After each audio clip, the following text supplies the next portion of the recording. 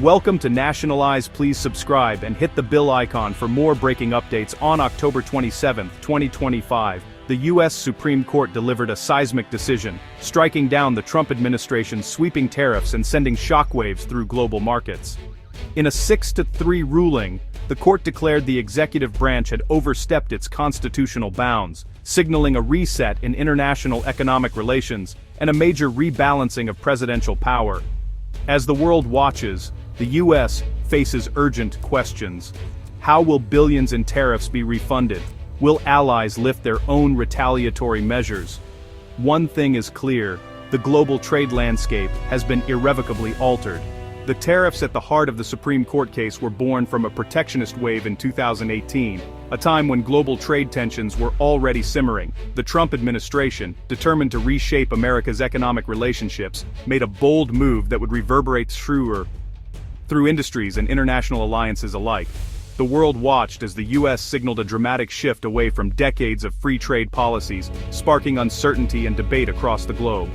In March of that year, the administration invoked Section 232 of the Trade Expansion Act, citing national security concerns to justify imposing steep duties on imported steel and aluminum.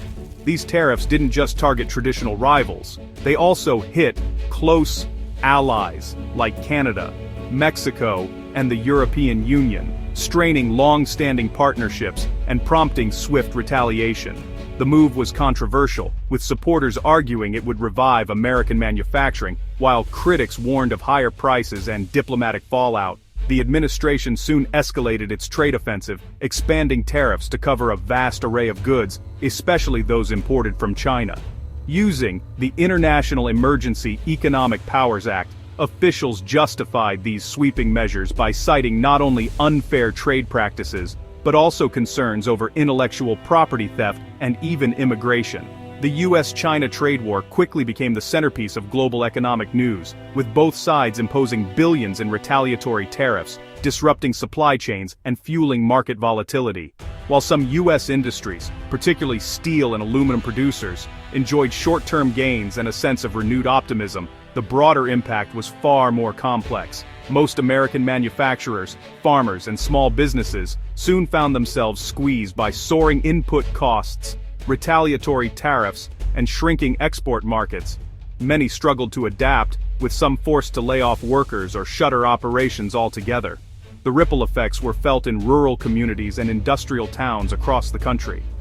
In Washington, the political fallout was immediate. Critics in Congress, from both parties, argued that the president was overstepping his constitutional authority over trade, bypassing lawmakers and setting a dangerous precedent. Heated debates erupted in congressional hearings, as legislators questioned the wisdom and legality of such sweeping executive action. The stage was set for a high-stakes legal showdown that would test the balance of power between the executive and legislative branches. The trade war created clear winners and losers, dividing communities and industries. Wall Street watched nervously as markets swung on every new tariff announcement. Farmers faced uncertainty at auctions, while factory workers worried about job security. As the legal battle over executive power intensified, all eyes turned to the Supreme Court, where the ultimate fate of the tariffs and the future of American trade policy would be decided. The seeds of yesterday's landmark decision were sown in the earliest days of this contentious trade experiment. What began as a bold attempt to reshape America's role in the global economy quickly evolved into a far-reaching legal and political battle, one whose consequences are still being felt today, and whose outcome will shape the nation's approach to trade and executive power for years to come. The Supreme Court's decision marked a pivotal moment in the ongoing debate over the limits of presidential authority. In a sweeping and highly anticipated ruling, the justices delivered a decisive rebuke of presidential overreach, sending a clear message about the boundaries of executive power. This case, closely watched by legal scholars and policymakers alike, has far-reaching implications for how future presidents may interpret their authority under federal law. Chief Justice Roberts, writing for the majority, ruled that neither Section 232 nor IEPA gave the president clear authority to impose sweeping tariffs for economic, not national security reasons.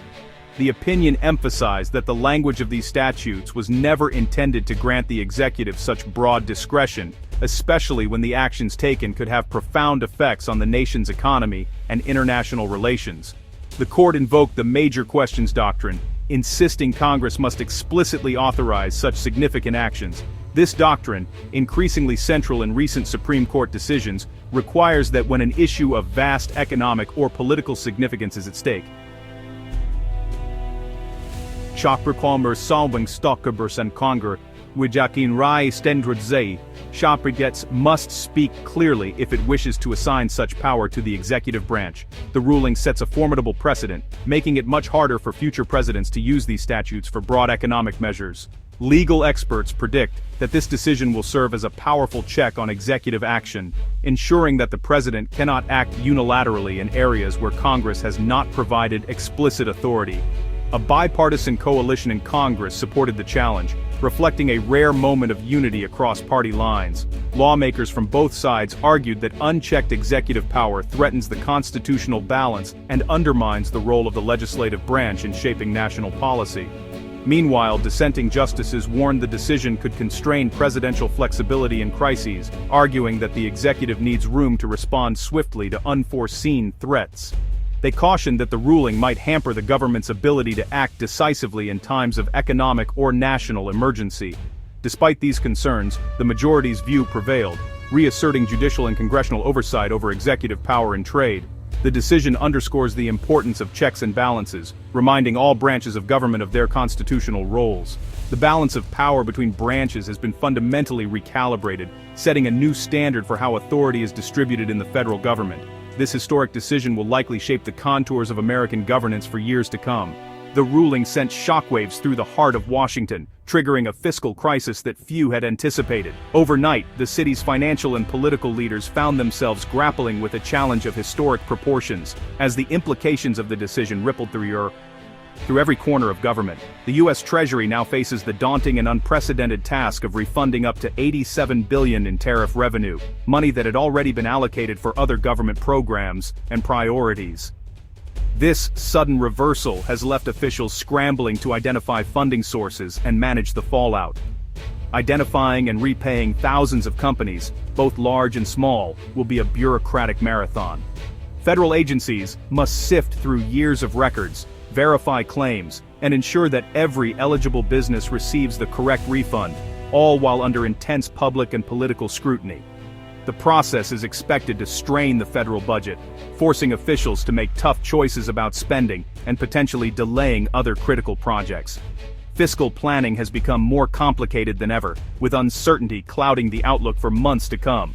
The Biden administration must now rapidly pivot, reassessing its economic agenda and preparing to address the political and economic consequences of the ruling. Senior advisors are meeting around the clock, searching for solutions and strategies to stabilize the situation.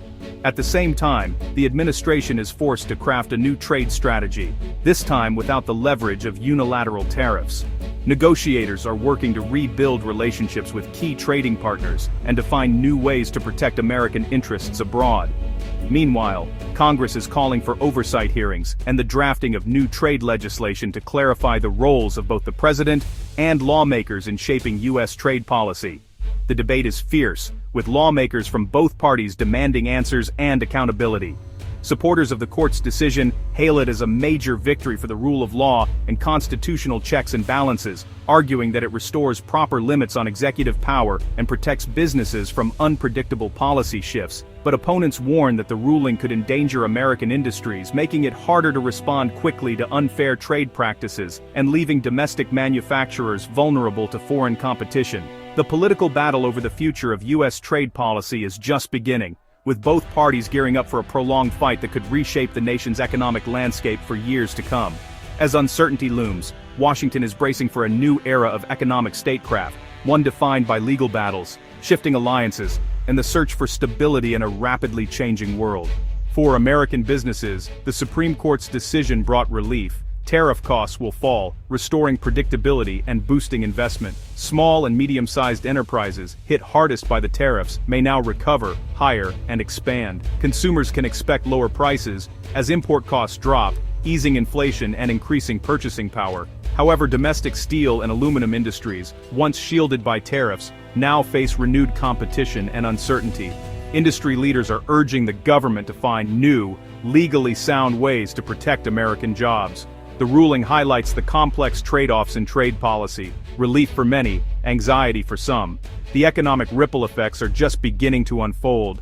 The Supreme Court's decision was welcomed by U.S. trading partners worldwide. China, the EU, Canada, and Mexico praised the ruling, signaling readiness to reset strained trade relations and lift retaliatory tariffs. The move is seen as a victory for the rules-based global trading system and a chance to restore trust among allies. Organizations like the WTO may see their roles reaffirmed as the U.S. recommits to multilateralism. Yet, underlying tensions remain. Issues like intellectual property and market access still loom large. The world is watching to see if this legal reset leads to lasting diplomatic progress or new forms of trade friction. Hope is high, but concrete actions will determine the future.